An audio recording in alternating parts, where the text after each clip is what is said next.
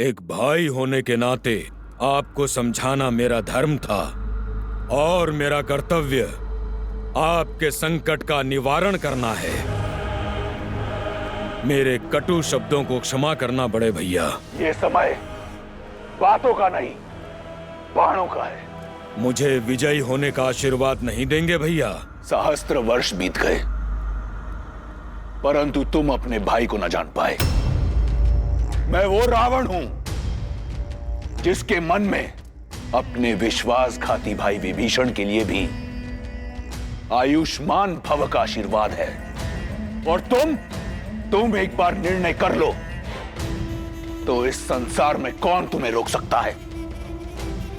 जाओ और काल बनकर बरसो और जीत की हुंकार के साथ लौटना। भैया, आप केवल शुभ समाचार की प्रतीक्षा कीजिए। मैं आपका और लंका का मान झुकने नहीं दूंगा। आज इस युद्ध और उस वनवासी का अंत निश्चित है। ये कुंभकर्ण का वचन है भैया। मेरे रक्त का एक एक बूंद आपके लिए लड़ेगा। मेरा एक एक अंग अपने लंकेश को विजय दिलाने के लिए लड़ेगा। विजयी भव, विजयी भव।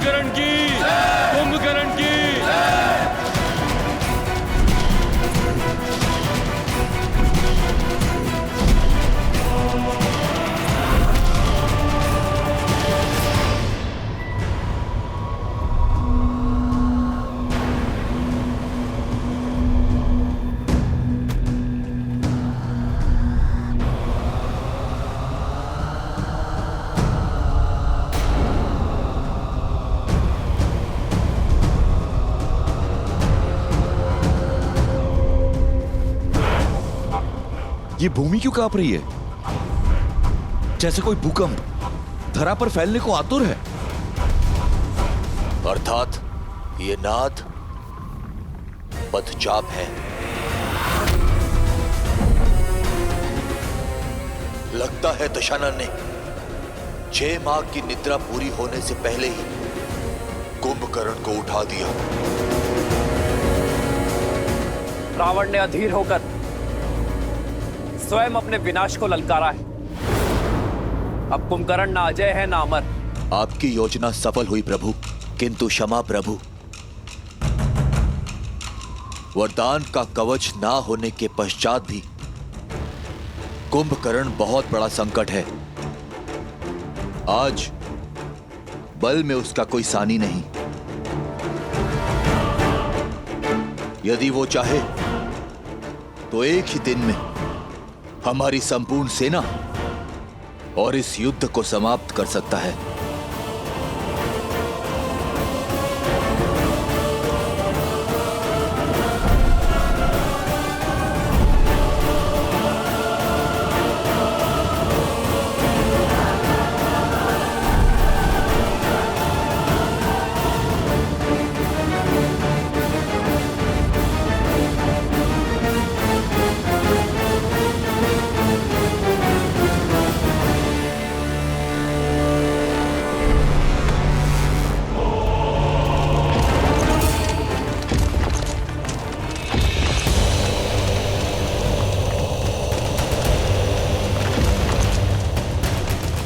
कुंभकर्ण काका समय से पहले जाग गए।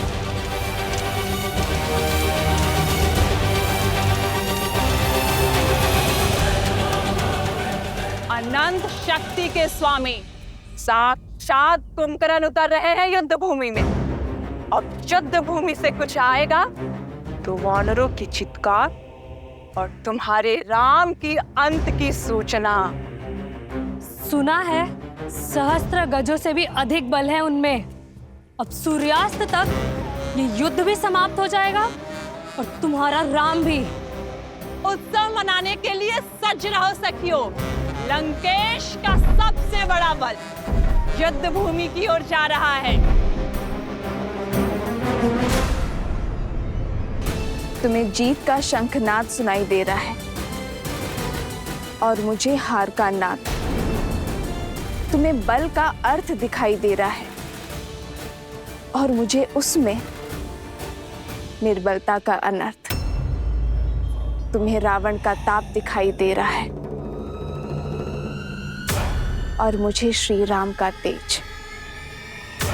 सत्य कहा तुमने। रावण का बल युद्ध भूमि में जा रहा है और अब कभी लौटेगा नहीं।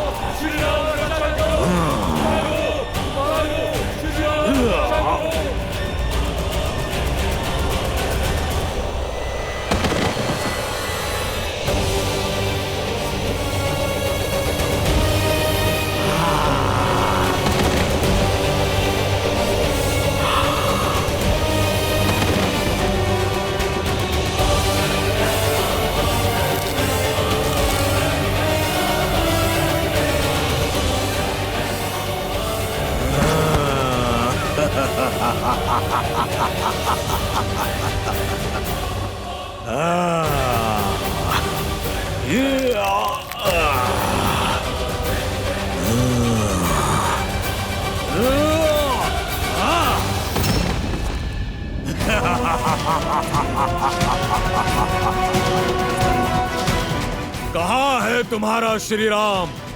सामने नहीं आया? कोई बात नहीं, तुम सबको मार्ग से हटाकर मैं स्वयं उस तक पहुंचूंगा। बहुत उत्पात मचा लिया वानरों। आज ये कुंभकर्ण तुम्हें नहीं छोड़ेगा। इस युद्ध के साथ तुम्हारा भी अंत कर देगा। वीरों, ये भागने का समय नहीं, युद्ध में भाग लेने का समय है। भागते वो हैं जो कायर होते हैं। हम श्री राम की सेना हैं, साहसी हैं, बलशाली हैं। शत्रु जितना भी विशाल हो, जितना भी भयावह हो, परंतु है अधर्म के साथ ही, और हम श्री राम की सेना धर्म के साथ हैं। इसीलिए बिना डरे आगे बढ़ते रहो, जीत हमारी ही होगी। जय श्री राम! जय श्री राम! राम नाम का गूंजता तो मन में शक्ति भर आती हो। अंगद!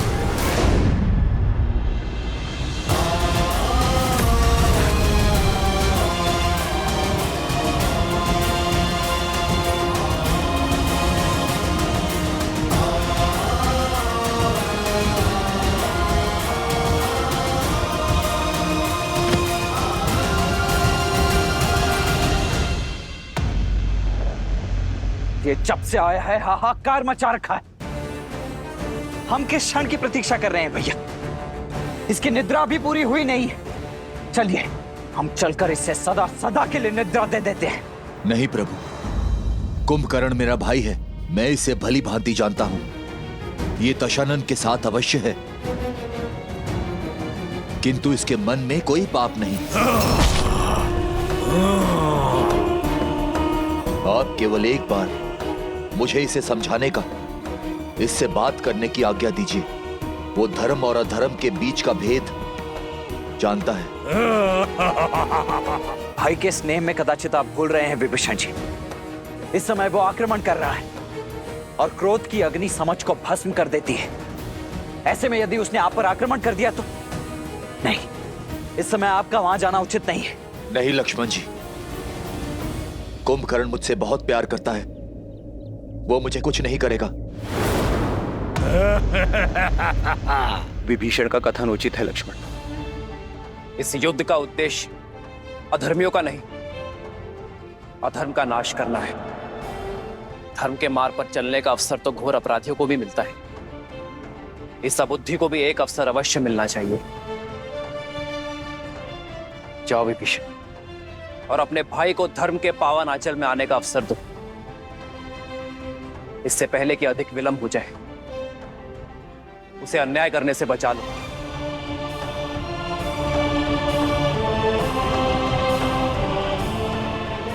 किंतु भैया ये लक्ष्मण,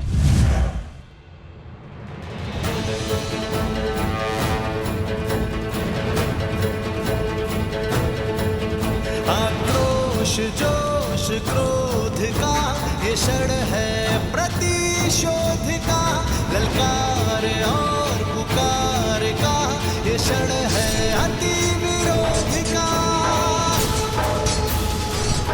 विभीषण को अपना कार्य करने दो लक्ष्मण, हमें इन राक्षसों को रोकना है।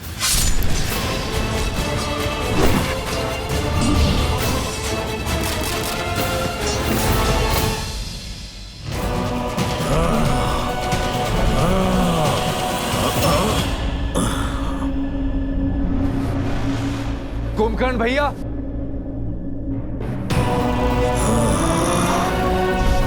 मत छुओ मेरे चरण विभीषण। धर्म के पथ पर चलने वालों को अधर्मियों से आशीर्वाद कहाँ मिलता है। आज भले ही हम दोनों अलग दिशाओं में खड़े हैं, किंतु है तो भाई ही ना। क्या अपने इस छोटे भाई को बात करने का एक अवसर भी नहीं देंगे?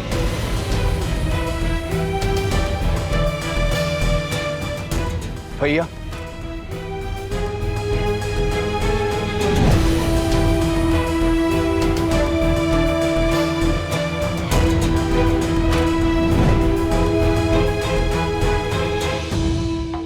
कभी सोचा नहीं था जिस भाई को इतने प्रेम से पाला वही हमारे जीवन लेने को आतुर होगा। युद्ध भूमि में शत्रुओं से जा मिलेगा, विश्वासघाती बन जाएगा। तुमने न केवल लंकेश के पीठ पर प्रहार किया है, बल्कि पूरी लंका के विश्वास को तार तार किया है। अपने भैया के विरुद्ध जाना मेरा निर्णय नहीं, नियति थी। मैं तो केवल वही प्रयास कर रहा था जिसके लिए वचनबद्ध था, जिसका आशीर्वाद मैंने ब्रह्मदेव से लिया था। दशानन भैया ने मेरा तिरस्कार किया तो शीश रावण के विरुद्ध खड़ा होगा, उसे राजद्रोही माना जाएगा, उसे मृत्यु का पात्र माना जाएगा। कितनी ही बार दशानन भैया को समझाने का प्रयास किया कि माता सीता को प्रभु श्री राम को सौंप दे और बचा ले इस राक्षस कुल को, किंतु किसी ने मेरी नहीं सुनी। जब लंका से त्याग दिया गया तो प्रभु श्री राम की धर्म की शरण में आना पड़ा। अद्भुत! धर्म के आवरण पर एक भाई का धर्म छिपा रहे हो विभीषण।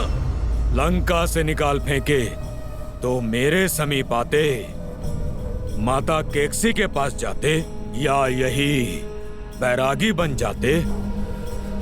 पर उस वनवासी के पास जाना तो अनिवार्य नहीं था भैया, किंतु इतने वर्ष भैया के साथ उनके साहस का लाभ उठाकर अब साथ छोड़ दिया। यदि भैया ने अधर्म किया है तो उस समय ही उनका साथ क्यों नहीं छोड़ा?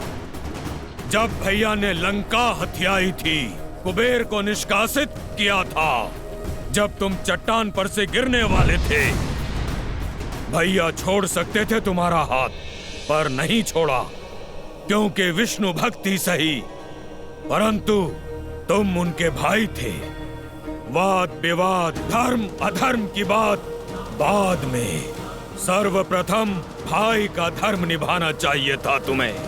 भैया को नारायण तक ले जाने का संकल्प करने वाले जब अवसर सिद्ध हुआ तो एक नर का हाथ पकड़कर उसे अपना नारायण मान लिए, उसके चरणों में जा छिपे, इसलिए कि उसने तुम्हें लंका का नया राजा लंकेश बना देने का लालच दिया।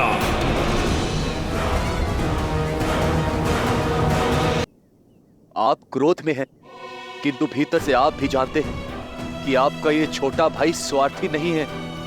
परमार्थ के लिए लंका छोड़ी। मैं भी अपने भैया का शुभ चाहता हूं। यदि आप भी अधर्म के विरुद्ध हैं, तो ये विध्वंस क्यों भैया?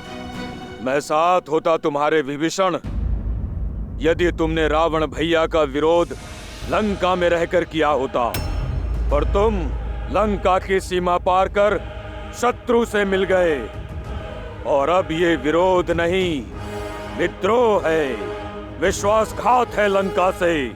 और मैं जो कर रहा हूँ वो विध्वंस नहीं, सुरक्षा है, निष्ठा है मेरी अपनी लंका और लंकेश के प्रति। भैया, मेरी बात को समझने का प्रयास कीजिए। आपका ये छोटा भाई धर्म की ओर है, और प्रभु श्री राम साधारण मनुष्य नहीं है, साक्षात नारायण का रूप है।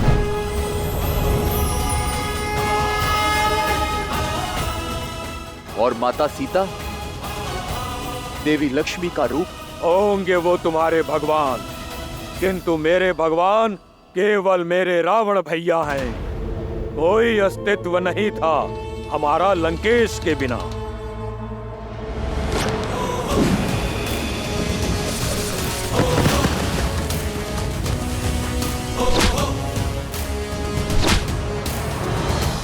ना मेरे पास तुम्हारी भांति ज्ञान है, ना भैया की भांति बड़ा स्वप्न। मैं केवल इतना जानता हूँ कि मेरा पूरा जीवन दशानन का ऋणी है। मेरा जीवन उनका है और श्वास भी, और मैं अंतिम श्वास तक लंकेश की ढाल कवच बन के रहूंगा। मेरे भाई के लिए मेरा अंग अंग लड़ेगा, तुमसे भी और तुम्हारे उस वनवासी नर से भी, जिसे तुम सिंहासन के लालच में नारायण समझ बैठे हो। नहीं भैया, मुझे राजपाट, पद, प्रतिष्ठा किसी का लोभ नहीं। चाहे तो ये मुकुट क्या, मेरा जीवन ले लीजिए भैया, किंतु अधर्म का साथ छोड़ धर्म की ओर आ जाइए भैया। इससे दशानन भैया को भी अपनी भूल का आभास हो जाएगा, और वो भी प्रभु श्री राम के शरणागत हो जाएंगे। तीनों लोगों के स्वामी को एक तुच्छ नर के आगे झुकाना चाहते हो तुम? एक भाई तो दूसरे भाई का अभेद कवच होता है, किंतु तुम वो बाण हो जिसने अपने ही भाई के हृदय को भेद दिया। भेदी हो तुम। संसार तुम्हें सदा विश्वासघाती के रूप में स्मरण रखेगा। रावण का भेदी कहेगा, घर का भेदी कहेगा।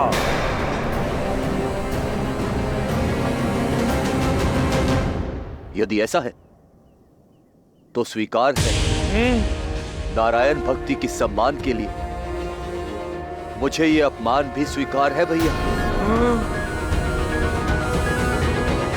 आज तक जिन देवताओं ने हमारे साथ केवल पक्षपात किया है, उनके लिए इतनी भक्ति अद्भुत।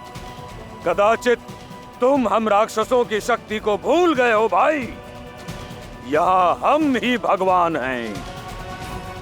जाओ, कह दो अपने स्वामी, अपने राम लक्ष्मण से कि सज्ज हो जाए, क्योंकि आज उनका सामना खरदूषण से नहीं, सर्वशक्तिशाली अजय कुंभकर्ण से हो रहा है।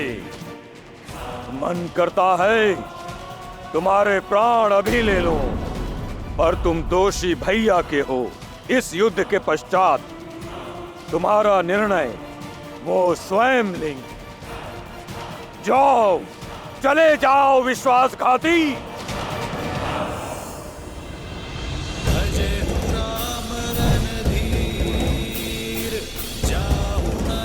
पर सुज मोही भयउ काल बस वीर।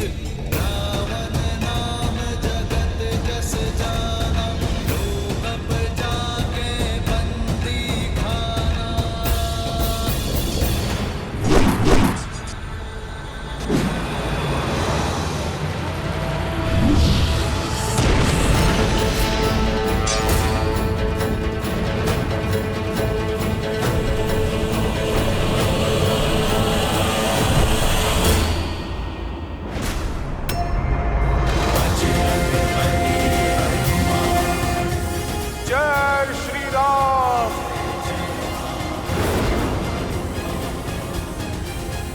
रुक जाओ दानव। मैं विभीषण नहीं जो तुम्हें बार बार बातों से समझाऊंगा। मैं संहार करूंगा। तुम करोगे मेरा संहार? तुम जैसे तुच्छ वानर से लड़ना मेरी क्षमता का अपमान है। जय श्री राम।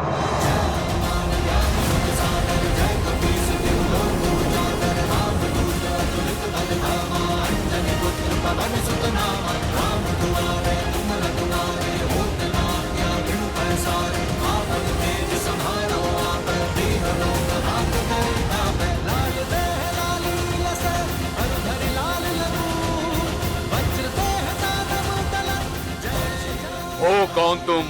मैं केसरी नंदन पवन पुत्र आंजनेय हनुमान हूँ।